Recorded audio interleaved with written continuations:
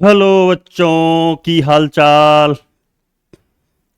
दीक्षा mathematics के platform पर मैं चंदन सर आप सभी बच्चों का स्वागत करता हूं। और आज जो हम टॉपिक पढ़ने जा रहे हैं वो टॉपिक है हमारा फलन से रिलेटेड, फंक्शन से रिलेटेड। इसके बारे में हमने आपको पहले वीडियो में बता चुका हूं कि फलन क्या है। एक बार हम देख लें कि ये फलन होता क्या है।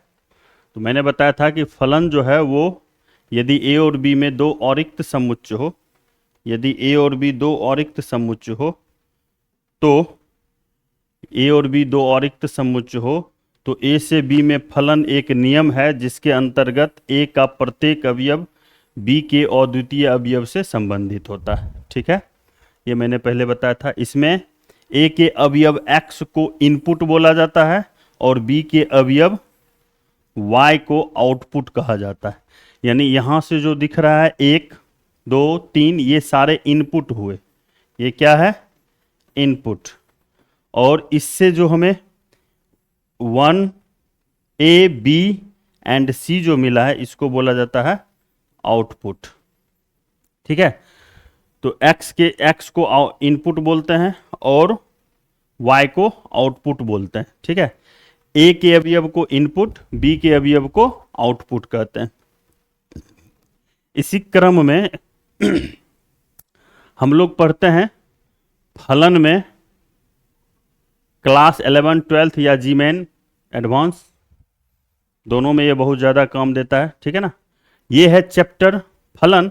और फलन में हम लोग पढ़ने जा रहे हैं डोमेन एंड रेंज, प्रांत, सहप्रांत और परिसर।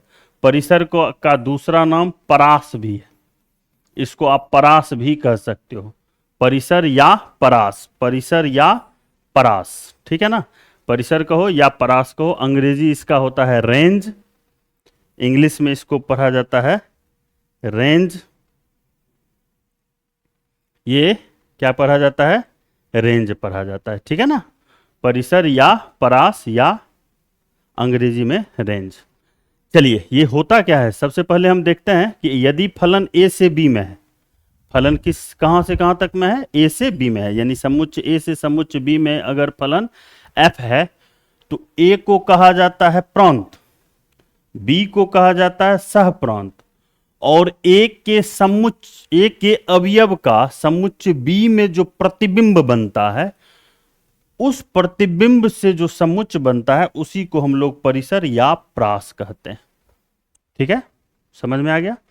अगर f such that a to b है, a टू b है तो a को कहा जाता है प्रांत यानी डोमेन,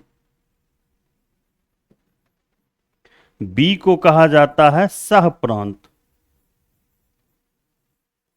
यानी कोडोमेन और a का जो प्रतिबिंब बनता है यानी f ऑफ a इसे कहा जाता है परिसर या परास, जिसका अंग्रेजी होता है रेंज। ओके, समझ में आ गया? इसको एग्जाम्पल से समझ लेते हैं हम लोग। एग्जाम्पल से, अगर मान लो a हमारा है 1 2 3 और b हमारा है, इसको इधर एक एग्जाम्पल यहां पर दिया हुआ है। इस एग्जाम्पल से पहले इसको आप लोग नोट कर लीजिएगा। ठीक है ना, ये है हमारा प्रांत, सहप्रांत और परिसर। ठीक है बच्चों? ठीक है ना, ये है प्रांत। a को अगर a से b में फलन है तो a को कहते हैं प्रांत, इसको कहते हैं, b को कहते हैं सहप्रांत। ये हो गया प्रांत, ये हो गया सहप्रांत और f ऑफ a को कहा जाता है परिसर। ठीक है, एक चीज नोट करने वाली बात है, वो अभी हम आपको बताएंगे। सबसे पहले हम इसको देखें कि ये जो एग्जाम्पल है वो एग्जाम्पल क्या कह रहा है। थोड़ा इस डायग्राम को देखा जाए, ये डायग्राम दिख रहा है, ये इसमें a हमारा क्या है? यहां से मान लो a से b में हमारा फलन है f। हमारा a क्या है? a है हमारा 1 2 एंड 3। b क्या है? ए बी एंड सी। अब बाबू देखो तो फलन, अगर एफ एक नियम है जिसके तहत एक पर अगर एफ लगा तो वो ए दिया, यानी 1A 2B, सॉरी 2 भी ए ही है, 2 का भी इमेज बन रहा है ए, 3 का भी इमेज बन रहा है ए। इसका मतलब यहां जो आप देख रहे हो, इससे अगर आपको डोमेन पूछेगा यानी प्रांत पूछेगा, तो इसका प्रांत हो जाएगा आपका प्रांत। देखो प्रांत जो होता है वो फर्स्ट कंपोनेंट से जो सेट बनता है उसको प्रांत बोलते हैं, यानी 1 2 एंड 3, ये प्रांत हुआ। और रेंज इसका हो जाएगा सेकेंड कंपोनेंट से जो सेट बनेगा, रेंज यानी परिसर, परिसर या परास। रेंज इसका क्या बन रहा है, देखो तो रेंज में क्या क्या आ रहा है, ए आ रहा है, ए ही आ रहा है, और इधर भी ए ही आ रहा है, तो कुल मिलाकर के ए। और अगर हम इसका सह प्रांत देखें, कोडोमेन, तो ए जो है, ये जो बी देख रहे हो यही हमारा हो जाएगा कोडोमेन, यानी बी हमारा क्या है, ए बी एंड सी। तो यहां गौर से बच्चों देखो कि फर्स्ट कंपोनेंट से जो सेट बन रहा है वो हमारा हो गया डोमेन, सेकेंड कंपोनेंट से जो सेट बन रहा है वो हो गया हमारा रेंज, और बी जो है, ठीक है, इसको हम लोग बोलते हैं कोडोमेन। ठीक है, इसको और अगर बेहतर ढंग से समझना चाहो तो इसको थोड़ा इस तरह से समझो। मान लो कि ये एक मशीन है, ये एक मशीन है, यहां से हम इसमें कुछ एलिमेंट को, कुछ मटेरियल को डालते हैं, जो रॉ मटेरियल होता है उस रॉ मटेरियल को डालते हैं, और इधर से हमें एक प्रोडक्ट मिलता है। रॉ मटेरियल इधर से डाले, मान लो इसमें एक्स को हमने डाला, ये जो मशीन है ये मशीन एफ है, इसमें जैसे ही एक्स को डाले तो एक्स पर एफ ने काम किया और ये हमें आउटपुट दिया वाई। ठीक है, एक्स पर एफ ने काम किया जिससे हमें बना वाई। इस एक्स को कहते हैं इनपुट, और ये जो वाई हुआ इसको बोला जाता है आउटपुट। क्या कहा जाता है, आउटपुट।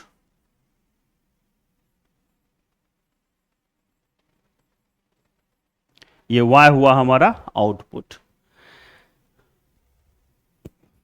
यानी ये जो इनपुट देख रहे हो इस इनपुट को ही कहा जाता है, इनपुट को कहा जाता है, ये जो इनपुट दिख रहा है इनपुट को ही कहा जाता है डोमेन।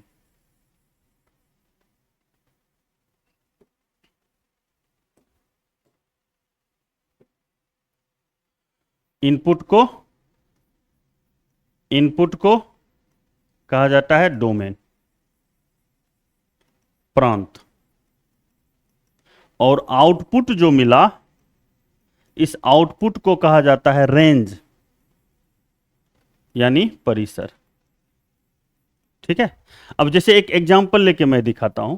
अगर एफ एक्स हमारा है एक्स स्क्वायर, ठीक है ना, एफ एक्स हमारा क्या है, एक्स स्क्वायर। तो अब यहां सोचना है कि इस मशीन में हम क्या क्या डाल सकते हैं।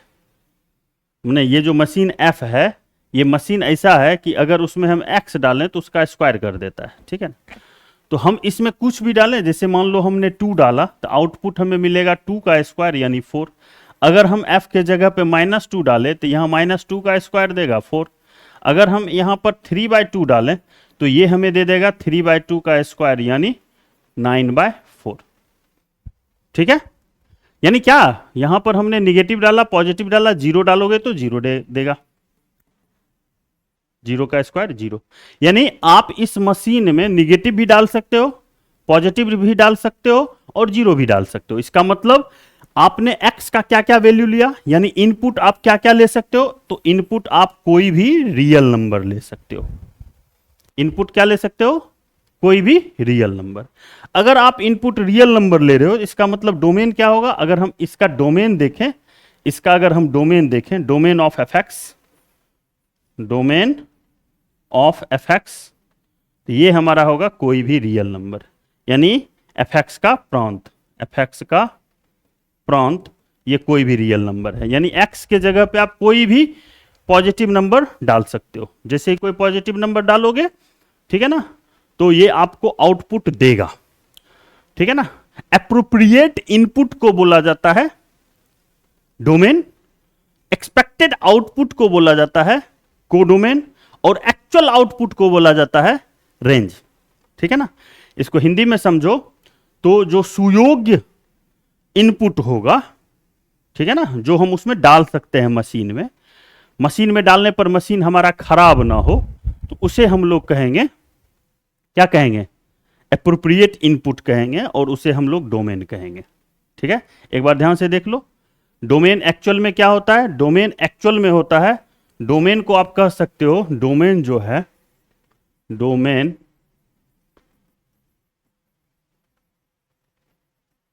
एप्रोप्रिएट इनपुट हुआ, ठीक है। और रेंज क्या हुआ? रेंज होता है एक्चुअल आउटपुट। और कोडोमेन क्या हुआ? कोडोमेन को आप कह सकते हो expected, expected output. That means जिस आउटपुट की आपको अपेक्षा है उसे हम लोग कहेंगे कोडोमेन। इसको याद रखना है कि जो एप्रोप्रिएट इनपुट होगा उसे कहेंगे डोमेन, एक्चुअल आउटपुट जो होगा उसे रेंज, और एक्सपेक्टेड आउटपुट जो होगा उसे कोडोमेन कहेंगे। थोड़ा एग्जांपल लेके देखते हैं। अगर ए हमारे पास है, A B and C, B हमारे पास है 1 2 3, और फंक्शन है F such that A to B, और इस तरह से है कि एफ बराबर हमारा है A1 B1 एंड C2। अब यहां थोड़ा ध्यान देना, एप्रोप्रिएट इनपुट हो गया, क्या क्या इसमें एफ में हमने डाला है? तो एफ में हमने डाला है A B and C. F में भी ए बी सी डाला, तो एफ पर, ए पर एफ ने काम किया तो हमको दिया क्या? एफ में हमने क्या डाला? एफ में हमने डाला था ए बी सी, यानी डोमेन क्या हुआ? डोमेन इसका हो गया ए बी एंड सी। अब देखो, हम एक्सपेक्ट क्या कर रहे हैं कि क्या आउटपुट हमें मिलेगा? तो एक्सपेक्टेड आउटपुट है हमारा 1 2 एंड 3, तो ये हो गया हमारा कोडोमेन 1 2 एंड 3। लेकिन एक्चुअल आउटपुट क्या आया? एक्चुअल आउटपुट आ रहा है 1 1 एंड 2, यानी रेंज इसका हो जाएगा 1 एंड 2। अब यहां गौर से देखो, तो इस कंडीशन में कोडोमेन और रेंज ये दोनों अलग अलग है, एक समान नहीं है। लेकिन हर हाल में एक चीज देखोगे कि ये जो रेंज हमारा बनेगा, ये रेंज किससे बनेगा? कोडोमेन से बनेगा। रेंज हमारा किससे बनेगा? कोडोमेन से ही बनेगा, ठीक है ना। रेंज हमारा कोडोमेन से बनता है। और एक चीज ध्यान दो, चूंकि रेंज कोडोमेन से बनता है, इसलिए ये जो रेंज होगा, यानी परिसर जो होगा, ये परिसर सबसेट होगा किसका? सहप्रांत का। यानी ये एक्चुअल में ऑब्जेक्टिव के लिए बहुत ही इंपॉर्टेंट क्वेश्चन बन जाता है कि range is a subset of codomain. Subset का मतलब है कि रेंज का सारा अवयव जो है वो कोडोमेन में होगा। यानी इसको आप इस तरह से समझो, अगर आप F such that A to B एक फंक्शन ले रहे हो, तो इसमें हमारा ये जो बी देख रहे हो, बी, ये तो बी हो गया कोडोमेन, और एफ ऑफ ए हो गया range. Range is a subset of codomain, यानी f A is a subset of B. Okay, समझ में आ गया? कोई दिक्कत समझने में? नहीं ना। ये आप याद रखना, ये ऑब्जेक्टिव के लिए बहुत ही इंपॉर्टेंट क्वेश्चन बनता है कि F A is a subset of B, यानी कोडोमेन का रेंज उपसमुच्चय होता है। कोडोमेन, यहां पर परिसर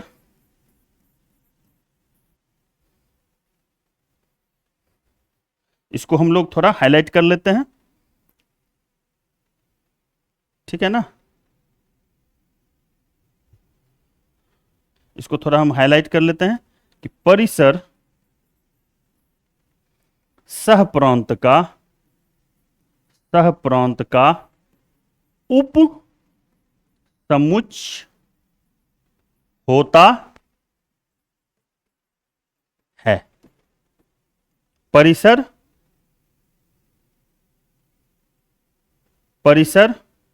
उप समुच्चय होता है, किसका?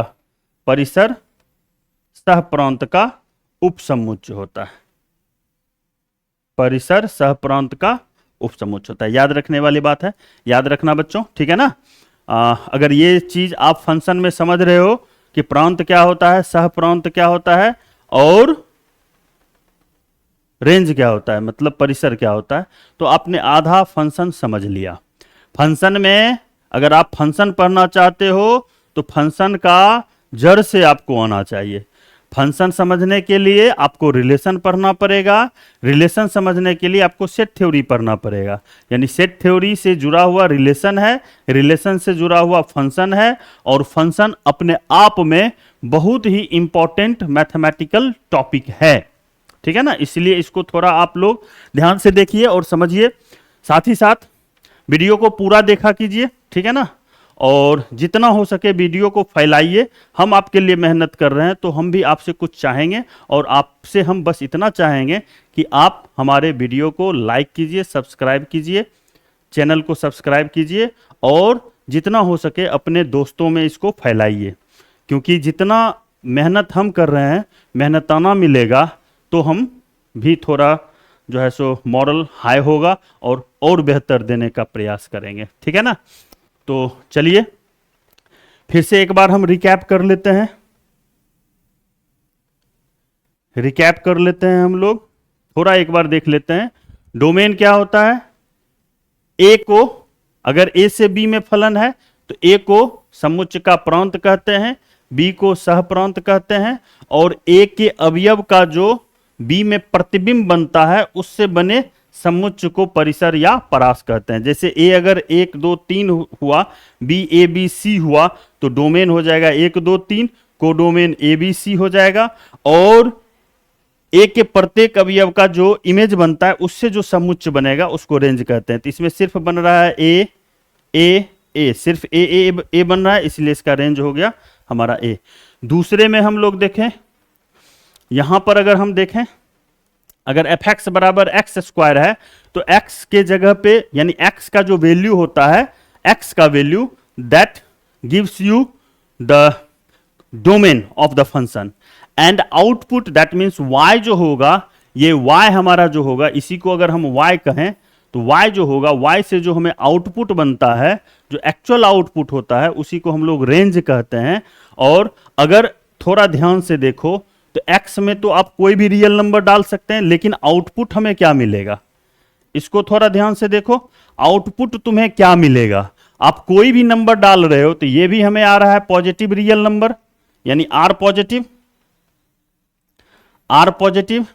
ये भी हमें आ रहा है आर पॉजिटिव, ये भी आ रहा है आर पॉजिटिव, लेकिन यहां पर हमको क्या मिल रहा है, आर जो है वो 0 मिल रहा है। इसका मतलब आउटपुट हमें आ रहा है non negative real number. Non negative real number मतलब निगेटिव को छोड़ के बाकी सब, यानी आर पॉजिटिव प्लस 0, या इसे आप इस तरह से भी इंटरवल में लिख सकते हो 0 to इंफिनिटी, ठीक है ना। तो ये हो गया इसका आउटपुट, इसी को कहा जाता है रेंज। तो रेंज इसका हमें क्या मिला, रेंज मिला close interval 0 to open interval infinity, ठीक है। तो इस तरह से आप डोमेन और रेंज निकाल सकते हो। बाकी हम लोग क्वेश्चन करेंगे बहुत सारा, डोमेन रेंज पर आधारित बहुत सारे क्वेश्चन को करेंगे, क्योंकि ये अगर कर लेते हो तो फिर डोमेन रेंज अगर समझ में आ गया तो फंक्शन को समझने में आपको ज्यादा परेशानी नहीं होगा, ठीक है ना।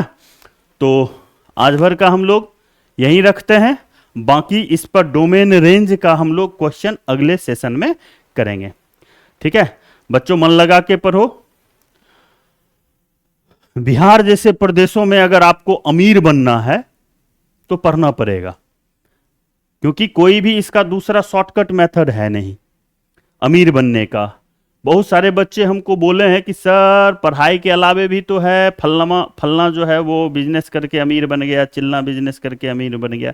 तो सोचो उसका बैकबोन भी कुछ उस तरह का होगा कि अगर वो नुकसान अगर उसे हो भी जाए तो वो झेल लेता हो।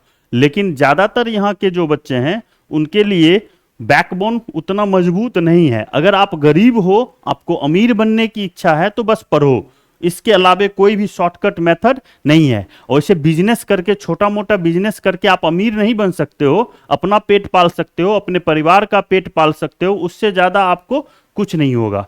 कहीं अगर एक बीमारी में फंस गया तो हो गया, जो भी आपका सेविंग अमाउंट है वो एक ही बीमारी में चला जाएगा। इसलिए अगर अमीर बनना है तो पढ़ो और पढ़ने के लिए मेहनत करो, ठीक है ना। बस आज का सेशन इतना ही, बाकी मिलते हैं हम दूसरे सेशन में, ठीक है।